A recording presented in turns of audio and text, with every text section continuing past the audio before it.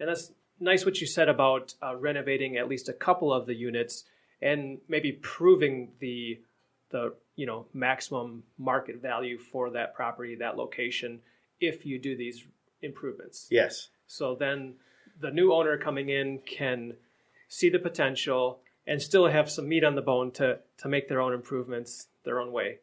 It is a common saying amongst real estate investors that you make money when you buy, not when you sell. While this catchy phrase has value, it fails to convey how easy it is to lose money through poor property management.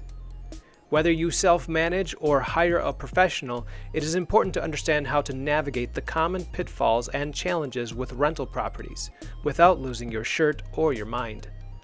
That's why you have tuned in to Maximizing Your Property Value, the apartment owner's guide to operating rental properties as a successful business. I'm your host, John Stiles, real estate agent and team leader of the VIP Real Estate Group at Bridge Realty. As a current multifamily investor and former property manager myself, I understand the headaches and difficulties of keeping an investment property from becoming a money pit and time sucker. It takes a solid business plan, it takes tested systems, and it takes key team members to actually find success. So let's take a deep dive and maximize your property value. Welcome back, everybody, to another episode of Maximizing Your Property Value. I'm so glad for your audience to join me again here today. And I'm pleased to introduce you to my guest today, Joe Collins, who is with Housing Hub. And Joe, thanks so much for coming in. Thank you. Thank you, John. And Housing Hub was started back in 2013, but I know that you've got experience in real estate long before that. Can you fill in our guests with a little bit about your history, how you got into real estate? Well, I started it's 26 years ago. I bought my first triplex. It was a value add, we call them nowadays. It had all one bedrooms. So what I did is I went in. It was an assumable mortgage, which you don't see many of those anymore. It was $85,000. Assumable was $82,000. So I had to come up with $3,000. So scrambled, got $3,000 together, put it down on the property, purchased it for $85,000 on the east side of St. Paul. There's an open attic area. I opened it up, pulled a permit, did the sheetrock, did all the work, brought in a contractor to do electrical, added 2 bedrooms each. So I doubled my rental income on that. So that was my first experience with properties. Nice. How did you come across that property? You know what? I was 18 years old, wanted to know kind of what do I do? What do I do with my life? And I always liked it, construction background. I remodeled my basement when I was a kid, put a bedroom down there when my brothers left. Kind of wanted my own little space. And I actually was living at my parents' house when I bought this house for a rental property. And you'd think you're going to move into something like that. Nope, I stayed at home, gathered some more money together, and I was off on to the races. Okay, wonderful. And then, so over the years, you've grown your rental portfolio to the point where you're now managing for other people now, right? Yes, yep. All along the way, we'd sit at closing buying properties from people, and they'd say, hey, do you manage for others? Do you manage for others? We saw the management companies come and go, and we're still learning. So we wanted to perfect what we had and what we could offer. So in 2013, we thought we were there, and we opened up Housing Hub. Okay. And so what is the focus of Housing Hub? Is there a certain type of property or a certain location that you focus on?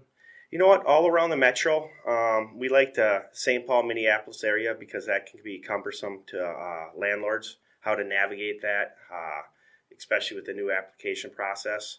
How does that look? How do you navigate through it? And city code, inspections, and just the city's different than the first, second ring suburbs. So we kind of focus on that area because those are the landlords that need more help. Okay. Is there a certain type of property as far as single family versus townhouse versus apartment building? We will represent first-time landlord with a single family house, duplex, anything that we don't have to have on-site management, we'll manage. Okay. So usually that's around up to 40 to 50 units. Okay. Yeah, that makes sense. And then as you kind of compare yourselves to other management companies that are out there, is there something that's unique about your company? Well, the two owners of Housing Hub own a property. We get it. We understand it. Our portfolio, we have about 1,800 units that we manage. Half the units are that we own.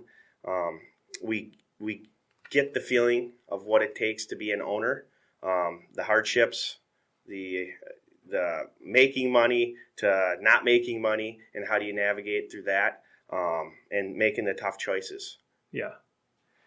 Well, as we talk about managing rental properties in this show, sometimes we're talking to owners themselves, sometimes who are managing their own properties, or maybe they have a third-party property manager like yourself, but they still need to be the owner in charge of their investment property. So as people consider what they should be doing as far as hiring a manager or not, what are some characteristics of a good manager that they should look for? We have owners that call us. I mean, we give out free advice. We'll talk owners through things. If they have questions, they can call us. We don't just see dollar signs with them. We want to help them because landlords have a bad name. They have a bad reputation. So if we can kind of come together and do this together, whether they use our services or not, we think at the end of the day, as they get bigger, they will call us back and they will use our services because we are the one-stop shop. We have maintenance. We do leasing. We do it all. Okay. Yeah, and what are some of the benefits of hiring a third-party manager versus somebody doing it themselves? You can go on vacation. You can put your phone away. You can go out on the boat and do some water skiing. You can hang out with your kids. Your husband or wife isn't, say, hey, I need some more time. Because property management and property ownership takes time. And you're going to get those calls not at 8 to 5, 9 to 5. You're going to get those calls after hours, Sundays, Saturdays, especially when you're doing something that you truly love or want to do. So a third party, I think it's the cheapest way to protect your asset and give it all. Pretty much, it needs attention, and it's a way to if you pick a good company, it's for the long term. It works out. Yeah. So you talk about the owners getting back their time. I know that there's a lot of things that take up your time as a manager, and there's always something new every day. What's an example of something you've experienced with a property management or a tenant or a maintenance thing that just was kind of making you pull your hair out and waste your time like that? Well, when you're dealing with a tenant or the city with inspections, if you own the asset, you become personally involved. You become attached to that. You may make mistakes because you're emotional. So taking it back a step and treating that property as an investment, a long-term investment, it's tough to do sometimes when you're dealing with it with yourself instead of a third-party manager. Third-party manager looks at it, the property as this is an asset, this is a 401k, this is a stock pretty much. And how are we going to protect that asset? And how do we get that asset here to there? Okay. Yeah, so kind of removing yourself emotionally or detaching yourself from the property itself. I know a lot of small landlords are attached to their properties, especially if they maybe lived it in the past. That can create a strong attachment to the house. Absolutely. And sometimes, when I first started in the real estate investing game, I was told, never get attached to your property. And that's the truth. Yep. We'll probably get into it here with the 1031 exchanges. That's other information we give to our owners about trading up. If you own a duplex, the market's hot. There's a lot of buyers out there that want to owner occupy. And duplexes are hot for that right now. And the prices are up. And those are good times to sell. And it doesn't mean you need to get out of the game, but that might be a time that you could buy a 4-unit or two more properties where you're doubling your income. Sure. Okay. Yeah, that makes sense. And Because if you're attached to the property, you're going to hold it forever and you might not sell it when it's the best time to sell it. Exactly. Yeah, very good. So one of the things we really want to focus on in this show is the systems and processes of your management business, just so we can all learn together and improve what we're doing. So I want to start with your lease. And what's something that you maybe changed or added to your lease in the recent few months or years that has improved your lease? We try to follow the MHA guidelines, just because those are... And that's MHA is... Multi-housing. Yeah. Multi-housing association. Yeah. And what they do is, it's been tested, and when you go to court, it's just easier. There's a lot of... we've had owners come to us that have added things to their lease where it's you look at them and you say, you can't, just because it's in the lease, it doesn't mean that it's going to win in court. Yeah. So we put the best things that you need in a lease, but we don't overstep the boundaries of the law. Okay. Yeah. So you're pretty well sticking to the standard lease and not changing too much there. Yeah. There may be, the best way to do it is what is expected of the tenant. Yep.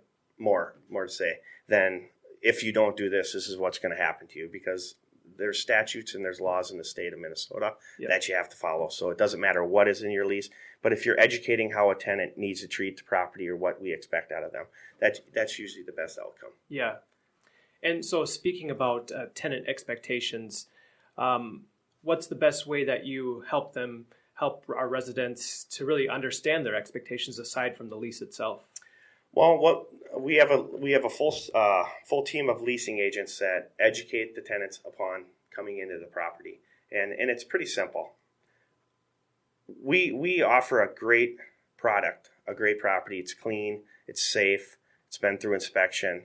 That's what we expect of our owners. That's the best thing that we can offer a tenant as they move in, and then we let them know that, hey, we want it in the same condition. That's it. That's all we're asking. Is treat the property with care like it's yours, because it is, and when you hand it back to us, we want it in the same or similar fashion, less wear and tear. That's what we're looking at.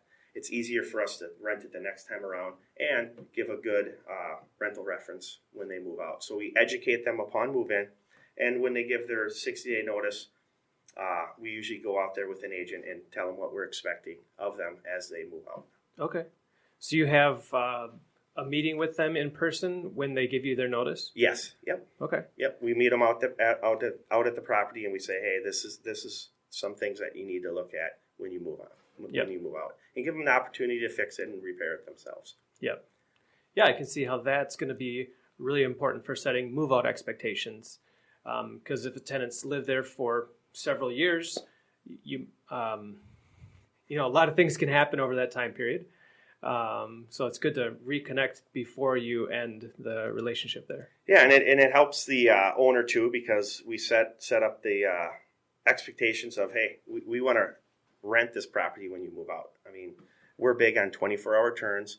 It's good for the owners. It's good for housing that we have more units available for people to move in sooner. Mm-hmm. So if they're moving out on the 31st or 30th, that it's moved in on noon the next day. So that's what we go for, and we've been up to 50 in a calendar month where we've done 50 24-hour turns. Wow. So that's really impressive. Yeah. Do you typically have people moving out at the end of the month and then moving back in new people on the first of the month? Yes. So all those 50 turns, or most of them, were all on basically one night, one day. 24 hours. And sometimes those land on Saturdays and Sundays. So we got to be going. We have to be going. And like I said, it's good for the tenant who's moving in, and it's good for the owner, because we're not losing those months of rent. Yeah. So I want to dig into that a little bit more, because that's a really impressive feat. Yeah. So what's in your checklist to make sure that transition is smooth? Well, first off, we have a good staff in office that puts it together. We have an agent go out. Does it need carpet? Does it need paint? So we're scheduling all of this before. If it's deemed a 24-hour turn, we know if it's 60 days out if we can do it in 24 hours first. So then we can start marketing it for the first. We get eyes on it right away, and we figure out, hey, can it be a 24-hour turn? If it can't, if it needs major items like carpet, paint, and maintenance, that means not a 24-hour turn. That we need 5 days, and we let the owner know that. But if it's just paint and a little bit of maintenance, that's a 24-hour turn. So we put them into categories. Agent goes out, gets into the office to our resource manager, and she puts it together, whether it's a 24-hour turn or not. Okay. So you mentioned it would be a 24-hour turn if there's just paint and maybe a few minor maintenance things. Yes. And probably cleaning, of course. Yes. But if it needs paint and carpet and some larger things, then it's going to be at least 5 days. Yes. Okay. We slate it for 5 days. And you know what? We want to under promise, over deliver. So if we say 5 days and we get it done in 3, and we tell a tenant, hey, you can move in early, they're happy. Okay.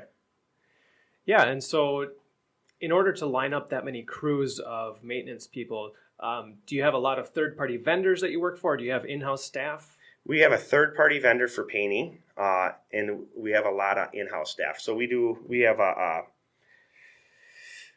rehab crews that are out fixing properties up, but we call everybody, it's calling all cars when it's the end of the month. This is what we got to do, and it's everybody's assigned their turns. Okay.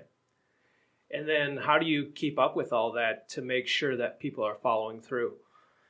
The agents, once the property's done, the agent does a walkthrough with the tenant. So sometimes there are items that need to be addressed, but it can still be moved into. So in the next 5 business days, we'll get out there, organize with the new tenant, and get him done. Okay. Yeah. So that leasing agent plays a big role in both the initial walkthrough, see what needs to be done, and then checking in to make sure it's been done. Absolutely. Yep. Okay. Very good. In all of this, dealing with our residents during their stay, before and after the stay, as you know, property management is a lot about customer service. What is your perspective on just the term customer service, and how does that relate to being a landlord? It's a tough balancing act. Like I tell a lot of people, we deal with cities, the community, tenants, and owners. And trying to make all 4 of those happy, it's really, really tough. But we work our best at it. We have a spot on our website, housinghubmn.com, where residents can go in around the neighborhood. If they see something going on at their property, they can give an anonymous complaint, which that was added new this year, which I think it's good, getting feedback from the community, because communities, they can make you or break you. If we don't have a good relationship with the community, they're not going to like whoever is moving in next to them. So yep. we got to engage the community. So that has been good. Just briefly about that, I know that some people have the perspective that they don't want to ask for feedback because they might get it. Yeah. And they just want to do what they're doing.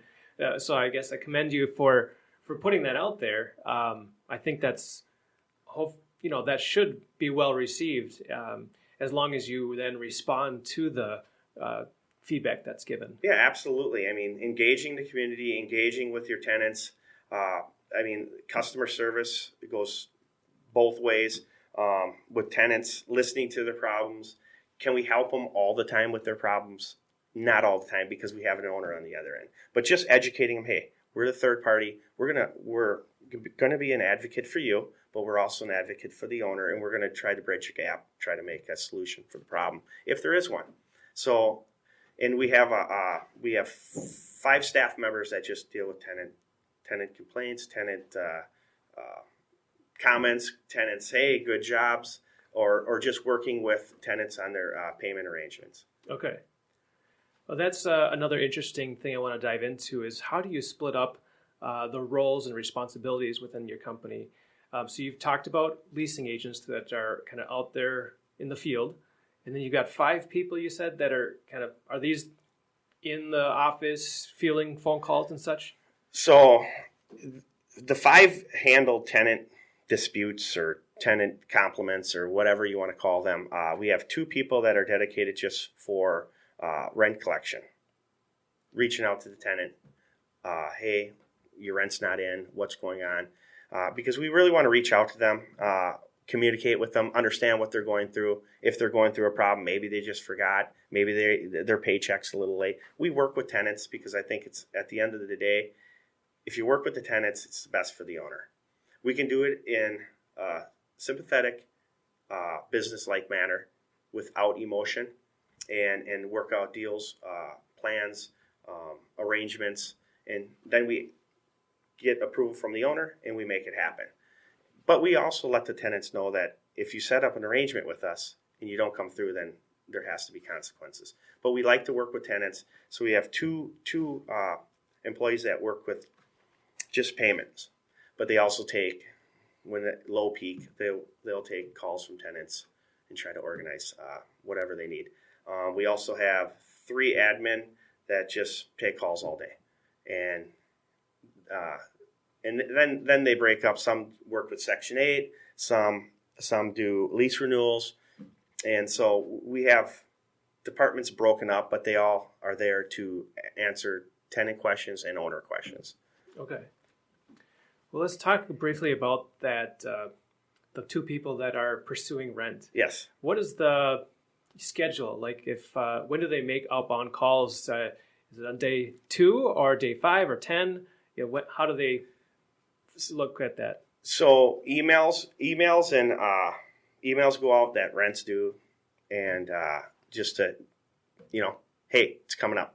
And when is that? That's on the end of the month, first of the month, depending on if it's a Friday, Saturday, Sunday, or Monday. So you're proactively telling the tenants the rent is due? Yes. Okay. Yep. So that's an interesting point because not everybody does that. Yeah, and I would say we collect, within the first 2-3 days, we collect 80% of our rent. So I mean, it's a big chunk, and it works. Just sometimes you need a reminder. Sometimes, hey, it's coming up, and it works. And then 6, you're late notices go out, and then we start calling down the list. Okay. And we're always engaging the owner at the same time, letting them know it's the 6th. The rent wasn't received yet. We're working on it. Yep. And then we'll update them along the way. For the written notices, both letting them know their rent's coming up as due, and then also that it's late. Is that mostly through email or USPS or both? Or email? It could be done through text. It's whatever recommended way the tenant wants to be communicated with. Okay. So you're tracking the preferred communication method of each tenant? Yes. Yep. Okay. Yeah. Great. So what if somebody doesn't pay by the 10th, or after you've given them a few warnings? If we do not get a response from the tenant, we engage the owner and say, hey, this is what we recommend. And it all depends on the situation. Has this tenant been late before? Are they consistently late? Is this a pattern? We note the accounts every month on patterns of what tenants, how they're paying, and just so we understand, their cycle, and we'll make recommendations. We might start thinking about eviction if we don't get a response from them, because at the end of the day, we want a response from the tenant and we want to work with them. But if they're not calling us or getting back to us, then we have to move and recommend to the owner what they need to be looking at. Yep. So pro tip to any residents out there, communicate with your landlord, right? Communicate with your landlord is a very important thing. Yeah. Okay, so we talked about your leasing agents. How many leasing agents do you have? Currently, we have 6 leasing agents. Okay. So you've got leasing agents, you've got rent collection people, and you've got people fielding inbound calls, whether it's be maintenance or complaints or compliments. Maintenance, we have a maintenance coordinator. Our online service takes the calls, creates the work order, and then our dispatches it. If there's a maintenance complaint, it goes to the maintenance dispatch department, and that's 2 people. And then we have a disposition department where that does the move outs and Okay. and deposit refunds. Okay. So, and then we have a resource manager that handles all the agents and any inter-office communications, policy, employee handbook, Okay. such things like that. And then we also have a director of finance who cuts checks, pays vendors, reaches out to owners, talks about their ledger and how to read it. If you have Okay. multiple properties, it can get to be cumbersome sometimes when you have a list of finance stuff coming over. Yeah. But we want to make sure our owners understand that. Yep.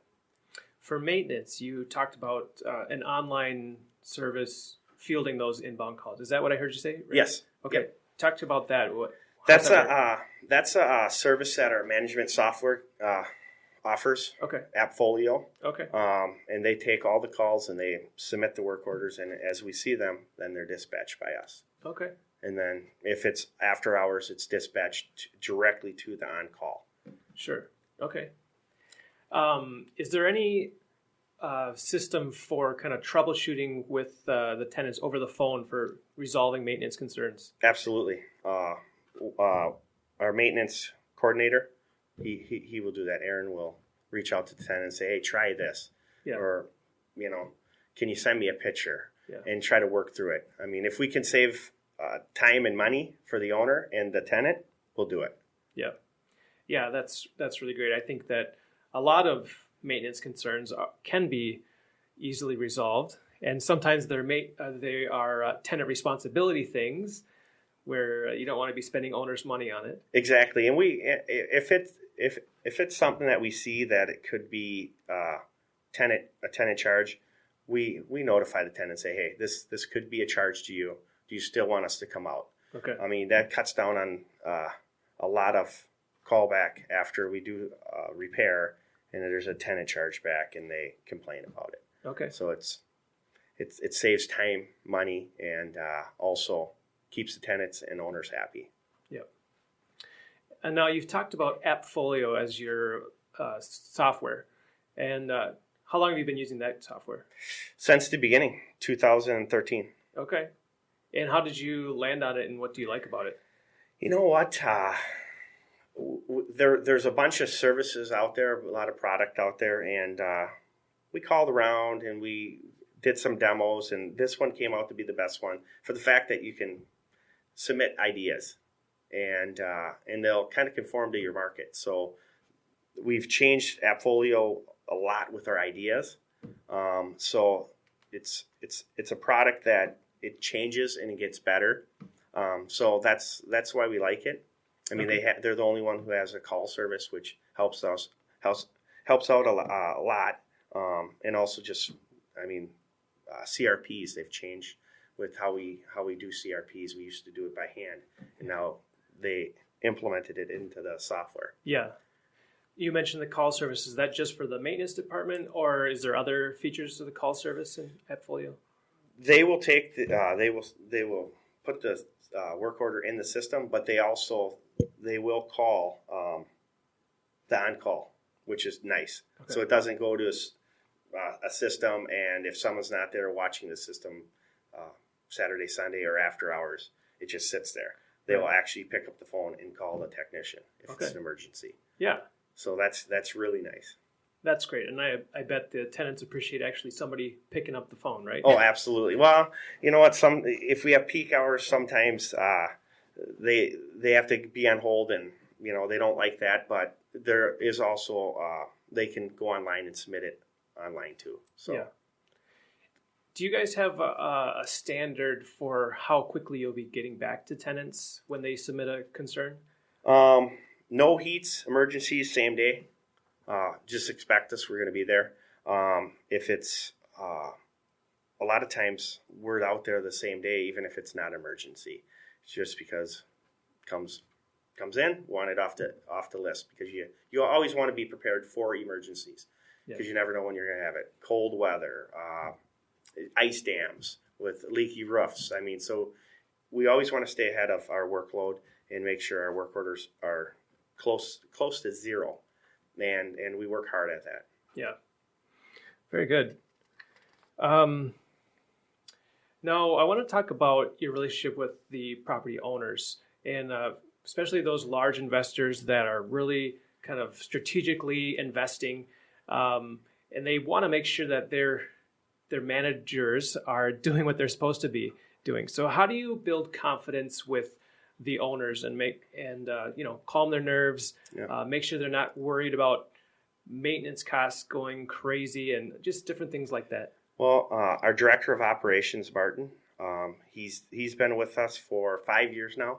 He's done a great job at that. He's the one who brings the new owners in, sets the expectations, and we'll reach out to them and keep them in the loop and make sure they're, hey, what's going on? Have you had any problems? What could we do better? He's been very good at just staying in the loop with owners and really running the office. Okay. So, and is he the main person they would call once if they have a question? Yes. Okay. Yes. If the admin cannot handle it, it'll get bumped up to him. Okay. And what are some of the expectations that he sets with the owners?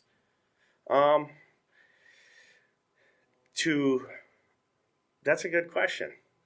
To be patient, let us get our feet on the ground with, especially if you're a new owner coming in.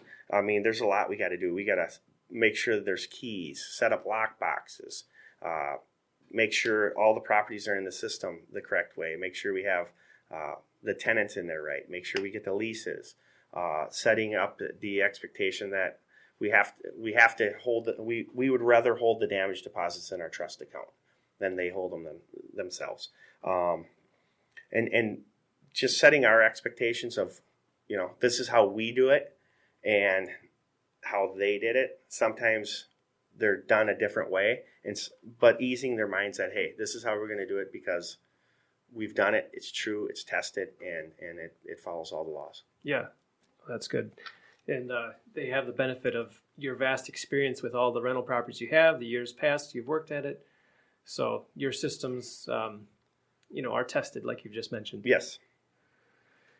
How often do you recommend that the property management, somebody from your company and the owner meet to discuss the rental portfolio? You know what? We can meet at any time. If you want to meet once a month, we'll meet with you once a month. Our doors are open. A lot of times, you got owners that want to set it and go. Just here you go, and they'll give you questions when they look at their ledgers. If they see too much maintenance, if they see their that hey, we have a vacancy too long, what's going on here, or whatever not. But usually they'll reach out when they have a problem. But we're pretty good at reaching out to them, saying, hey, how are we doing?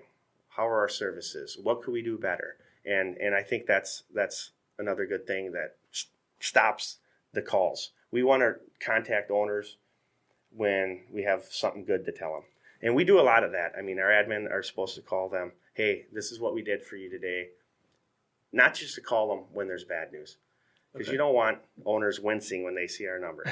Right. You want them to be, really? Oh, that's good to hear. So we like to update owners with good news. Yeah. So I don't know if you know this, but I used to be a property manager, and I always felt like I was the bearer of bad news, whether I was talking to tenants or the owners. And so it's always the bad guy. But so that's interesting how you have found the way to, bring them good news. Yeah. Yeah. I mean, hey, when that phone rings, and they just came from that, right? If they're bringing their portfolio to us, they've taken those calls. They never get good calls from the tenant. Hey, guess what? I fixed that leaky toilet. I was leaking on tenant one. Or, hey, I got my rent 2 weeks early. I mean, you very, very far and few in between. Yep. Very good. What about how often should the property management company or the owner visit the property? You know what? Usually we're out there once a quarter.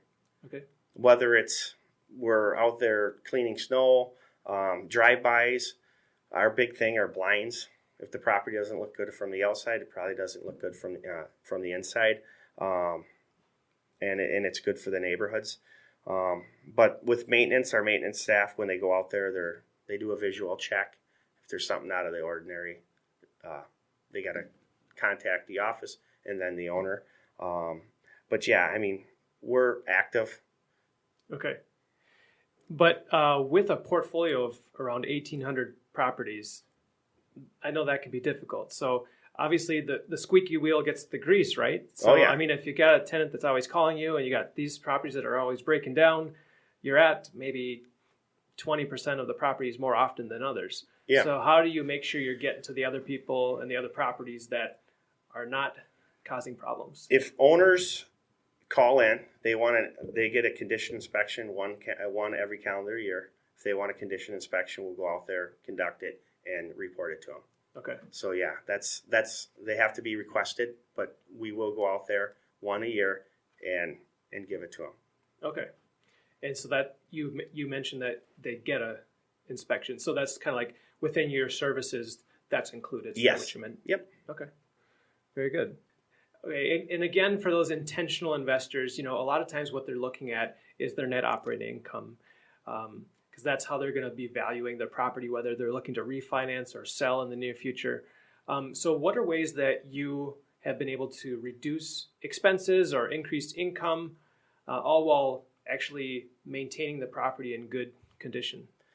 What we do is usually the best time to do that is when a lease is up or when it needs to be re-rented. And so what we do is we do a market analysis of what rentals are going in the neighborhood. And I mean, you can only get so much for a property. There's only so much you can do.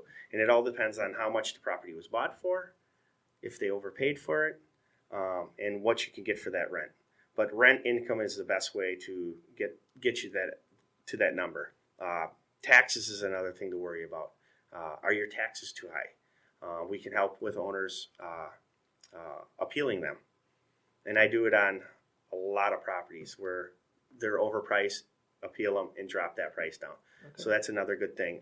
We do insurance audits. Are your insurance costs too high? How can we get those down? Have you been with the same insurance company for 10 years? Because as you're with insurance companies, they keep going up. So you got to keep them honest. Yep. So there's ways to do it. Inspection costs. Instead of doing inspection every year, why don't we get a really good inspection? Why don't we get through it, make sure all the life safety items, make sure it's safe, clean, and before that inspection instead of after the inspection. So pre-inspections are big. If you don't have to do an inspection every year, but every 6 years, that's good for the bottom line. And just making sure when you're out there on a maintenance issue, maybe little or big, that you do check around. Are there other things you can do while you're there instead of coming back? So there's a lot of ways that you can. So is that something you tell your maintenance people that are dispatched that look around and see if there's other things that we can do in order that they don't turn into bigger issues? Absolutely. Yeah. And you mentioned briefly that sometimes there might be an inspection every year or every 6 years, and that's based. You're talking about the city inspection, right? Yeah, it's based on how good you do at that one. I mean, did you get an A or a D? Yeah. Or what tier are you in Minneapolis? Right. So if you want good inspections, because the more they come out, the more money it's cost. So yeah, for sure. I know in city of Minneapolis, I got my rental license renewal the other day, and it went up a tier, and it was due to the number of visits. Yep. Although I need to dispute it because I'm pretty sure they have one extra that's not really there. I think you need a management company. So you mentioned pre-inspections. Is that kind of standard when you get a notice of an upcoming city inspection that you do a pre-inspection? Yes. City inspections, we do pre-inspections. We want to get out there and because a lot of inspectors, they want to come out and they want to write something. I mean, it's really hard to go back to your office and say, hey, I didn't write anything up today. I mean, so they usually want to come out, write something up. But like I said, keep the number down, get a good tier, get a good grade, keep them out of the property because that's going to raise their cost. Yeah, and my experience with the individual inspectors has been pretty positive. I think they, they want to get along. They have to write down what they see. Yep. So I think when they do see a good property, they're happy to say, "Yeah, you're doing a great job." It's easy to stand out from the crowd sometimes. Oh yeah. So well, I mean, and like you said, there are good inspectors and there's some nitpicky inspectors, and we have one maintenance inspector who meets the maintenance staff or meets the inspection staff in both cities, and that's worked out best because then you get to know what's this inspector big on, because you've dealt with them. One inspector might come out and say, "Hey, I'm all in for reverse polarity or GFIs or ripped carpet or cracks in the walls." I mean, or peeling paint on the exterior of the property. Some inspectors are different, and so knowing which inspector is going to call what helps out on the inspection process. Yep. Now, when you're advising the owners about different repairs and renovations to do, especially maybe at turnovers, are there some products that you recommend that will last longer than others so that they don't have to replace something in just a couple of months or a couple of years? The vinyl planking has been working great for us. I remember when I first started, it was the Pergo, and that was the greatest thing. And they get water on it, and it turns into cardboard. Turned out to be not so great. Yeah, not so great. This the new product, this laminate click flooring, goes in good. It's quick, looks good, and it's better than linoleum. Yeah. And it looks a lot better. So we do granite in a lot of our units. Okay. Just because it lasts longer, and it's maybe 2/3 more the cost, but it's going to last you 10, 15, 20 more years than just Formica. Yeah. What else? Blinds, the new non-cord blinds. A lot of them are coming with no twists or cords. It's good for kids. You don't have to worry about that, but they just pull down and. Yep. So those have been good. What else? And appliances. I'm a big advocate of new appliances. Okay. Once they get into a certain age, it's going to cost more to fix them. They're going to run into more problems. I like new appliances. I'm a new appliance guy. Yeah, I think that's just really important to pay attention to these improvements so that, like I said, we're not replace things a couple of months or years after we just put them in. Yeah. Hey everybody, I'm interrupting the show quick to make sure you know about the North Star Real Estate Conference. If you're ready to take your real estate investing career to the next level, then you need to attend this 2-day event on April 24th and 25th. We have both local and national experts presenting on finding deals, flipping houses, multifamily syndication, commercial investing, creative deal making, and so much more. Whether you're brand new to real estate or you've been in it for years, there is something for everybody at this conference. In addition to the great content, we have prioritized networking so that you can grow your real estate team. So click the link in the show notes to buy your ticket today, and I'll see you there. What are some of the KPIs or key performance indicators or just numbers that you look at from a high level or that the owner should be looking at, whether that's on their income report, or maybe whether it's for you a number of calls that are showings that a leasing agent does, or what is on a business level? What are numbers that you track and pay attention to? The bottom line, pretty much, and how do you get there? I mean, are your mortgage costs too much? Are your insurance costs too much? Or your property taxes. I mean, those are your big ticket items that are going to affect the performance of your property. The other stuff is it's relative, but it's minor compared to those big ticket items. And getting a good tenant in there, being able to do 24-hour turns. I think properties that are in better shape, which if you have a chance to turn it, maybe putting that initial more dollars into it. So it's going to last long with the click flooring, maybe with some granite, maybe with newer appliances. So when that tenant is up after a year or 2 years, you can do that 24-hour turn. So that's going to bring your costs down tremendously. Sitting on vacants, I always tell owners sometimes, I mean, if you want your top price here, lower it a little bit to get it rented, because if you sit out a month, you could have done it anyways. You could have dropped it $100. Yeah. So pricing it right and being realistic to the market is always good too. Yep. Well, talking about pricing it right, what's the way that you make sure that you are pricing it according to the market? What I do is anything that comes for re-rent or new leasing coming in, that we use a couple different softwares that get us in the ballpark, right? And then my business partner and I look at it. We make our recommendations, and at the end of the day, the owner is the one who says, "I got 3 different prices or 3 of the same prices. I'm gonna go with it.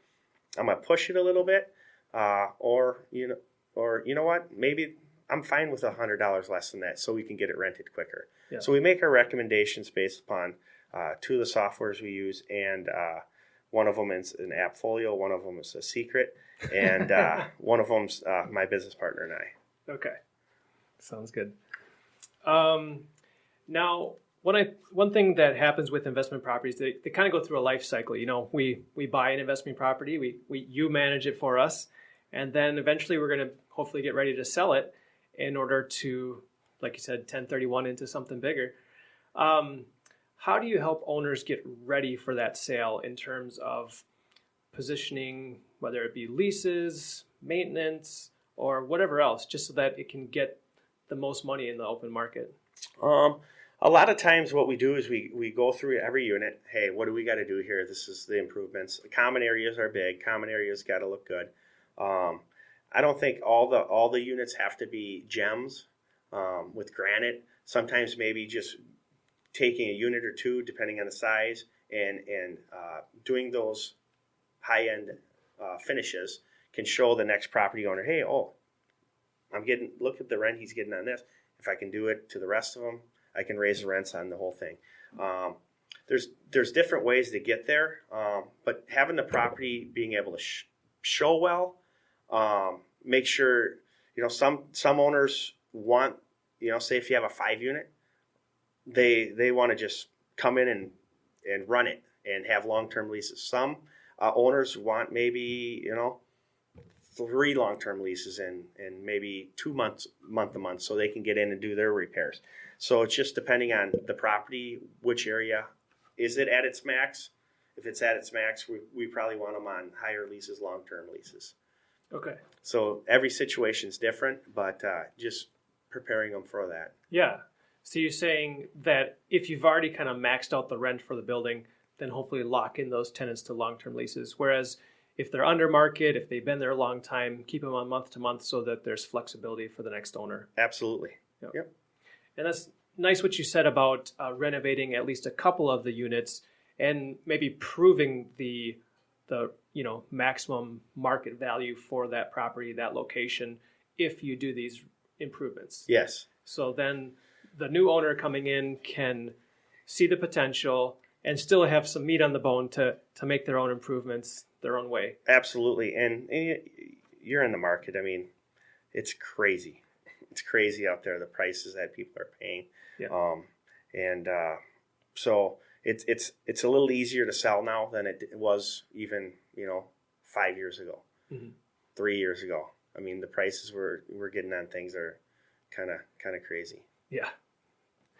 Well, talking about prices and craziness, let's talk about the market and where it's going. There's lots of concerns with affordable housing and just not enough housing being built in general. What do you see happening maybe in the rest of 2020 or however long you want to predict it out? What are we expecting for landlords here? I look at, for housing in general, as inventory and interest rates. I mean, where are they? How much inventory do we have out there? We do have a class of the young that are coming up that likes the rent. And, I mean, we get calls for changing light bulbs. And those, I don't know if it's the new generation and that's what they're going to be, is renters, and they don't want to own because these are the kids who kind of came through the market where they maybe saw their parents lose their house, or somebody, their parent's friend lost their real estate portfolio. Maybe they're a little bit hesitant to jump into the market. I think they will change. I think they will want to get a piece of the real estate market as they see these prices getting up. That's why I see a lot of duplexes flying off the shelves. I mean, they're in the 200s in all of St. Paul. I mean, you can't find anything under 200. Yeah. And it's, I mean, I think they're looking at, hey, I'll live in the bottom one, I'll rent the top one. And so I see a lot of that owner-occupied stuff out there. If you're just getting into the market, I wouldn't discourage it. Right now, I think it's tough to get in and pay these prices and to turn a profit on it. You see a lot of people coming in from out of state, where there's a 5 cap in California, and they want to come and get a 7 cap, an 8 cap in Minnesota. So they're looking at our prices and saying, hey, this is cheap. Yeah. So I think first time investor, I think a duplex and having something else to rent to supplement your income. I think that's a good way to start. Or find something distressed where you can put a little elbow grease into it and get into it like that. Yep. And as the political environment is in our cities here, I know that you're involved quite a bit with the city of St. Paul. Talk to us a little bit about what's going on with that. Do landlords have a voice, and how do we position ourselves to not be the evil person that they make us out to be? Yeah, I mean, I've always said the landlord's the biggest group of weakest voices, and I think you have to get active with the city in a good way. They're trying to conduct their business. They're trying to appease their voters. They're trying to build on a community the way they think they need to. So it's something that we have to work with. They're going to be there instead of butting heads with them.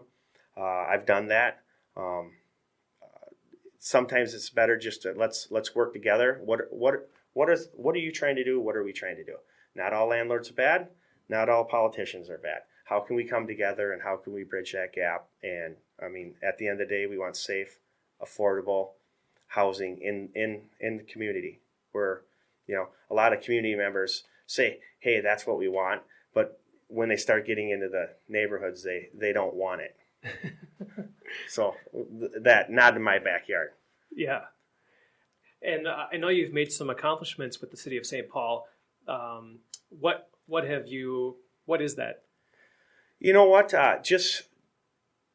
Travis with the city of St. Paul, he runs, he's the deputy DSI, just communicating with them, hey, this is the feedback. Your inspectors are doing well. This is what we're doing. Just kind of laying out a vision. We work with some of the city council members, just laying out the vision. Hey, we're not just here to take money and make money. We're here to build our portfolio, offer affordable housing, and we have a long-term plan. We're not in and out. We're long-term. So if we have a big portfolio, it means we're engaged. We have a stake in the market.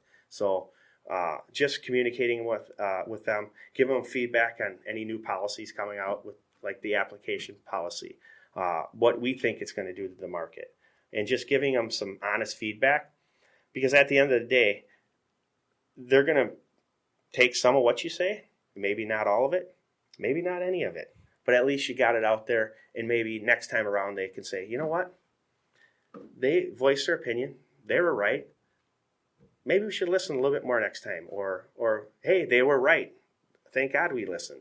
So, I mean, just communicating with them, keeping an open dialogue, and just get honest feedback to Yep. what they're doing. Yep. Well, I appreciate, what you're doing and being involved. I think it's hard for a small owner if you just have one or two or a couple of properties, and you've got your other job. It's hard to be fully involved in the political process. But you, as a representative of 1,800 units, it's almost your responsibility to be involved there. So I appreciate that. Yeah, and I think a smaller owner who doesn't want management, the advice I could give them is, you know what? If you own a house, go to the house to the right, go to the house to the left, go around, talk to your neighbors, let them know what you're doing, let them know, hey, here's my phone number. I mean, it might seem scary to give neighbors your phone number, but if you see something, give me a call. Just that shows the neighbor you're invested, and that's going to limit the calls to the city, right? Yeah. And then when city officials get calls from John, they're thinking, well, John's not a good landlord. Yeah. So engaging your community, engaging the properties around it is the best way to do it. And then if something does come up, handling it quick, efficiently, and making the city, and reaching up maybe out to that inspector that gave you a citation, said, hey, I took care of it. Here's some pictures. I know you got to go back out, but show them you're engaged. Yeah. Well, that's a great tip as well. I mean, you don't want to be that property or that landlord that is always getting calls on to the city by the neighbors. So if you get the neighbors to call you first, yeah, that might be a little bit annoying, but at least you can, avoid the complaints to the city. Absolutely. And you got to understand that the city officials, very rarely do they get compliments. They're getting complaints. So that's how they base their policy is what. Who's complaining the most? Yes, what they're getting. I mean, and it maybe sometimes it's making a bigger deal out of it than it really is. But, staying engaged with your community is the best way. Yeah, that's great. All right. Well, Joe, we have covered quite a bit here today. I'm going to be wrapping things up, but I want to give the audience a quick opportunity to get to know you a little bit better. Okay. So I want to ask you, why do you get up in the morning? Oh, try to make it work. You know what? It's kind of funny. My wife always tells me, because Tom, my business partner, is my best friend. He's actually 5 years older than me, and I poke at him for that. He was actually the best man in my brother's wedding, who is 4 years older than me. I grew up 3 houses away from him. My wife always says that I go into work and you just drive around and have fun. And you know what? I kind of, I agree. I do. I like to go in because it's a challenge. When I walk into that office, there's something new every day.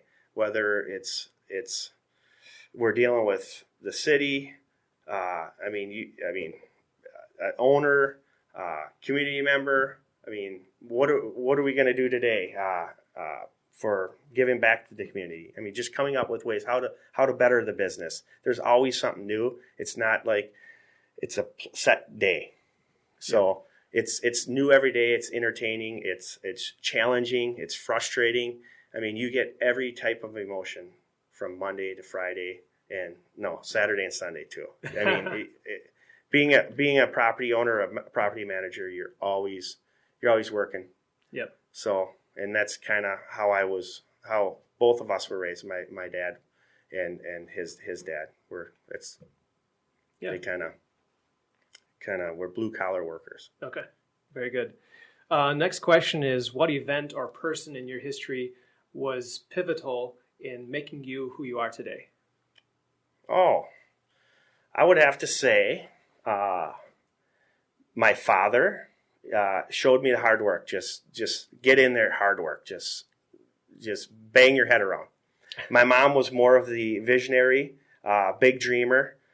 So I think the combination of them both, and then we have a family member, Kathy, she's more of a sympathetic, gave people a lot of chances. So I think I kind of had 2 moms, 1 dad, and I think when you mash it all together, I'm a hard worker, visionary with some and sympathetic and compassionate in what I do. That's good. You were able to take positives from each of those. Yeah, that's good. And then my third question for you today is, what's the best way for people to get in touch with you? Well, they can call me directly, 651-428-5922, or they could call Housing Hub at 651-488-2437, or just log on to housinghubmn.com, check us out, see what we're about, and give us a call. But whether you're small or big, we can help you.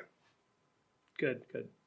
Wonderful, Joe. Well, I appreciate you taking the time out of your schedule to be with us here today. And just as a small token of that appreciation, here is the official Maximizing Your Property Value mug. So thank you. you're more likely to put coffee, hot chocolate, tea, what in there? You know what? I'm going to put coffee in the morning, but I don't think it's big enough. Oh. I might have to do 4 or 5 cups. But I've been getting into tea lately. You can do refills with that. All right, perfect. Joe, thank you so much. And to our audience, thank you so much for listening. If you got anything out of this episode, be sure to share it out. And thank you so much. Thank you. Next time. The opinions shared on this show are for informational purposes only and should not be taken as a solicitation for representation or investment in any specific offering.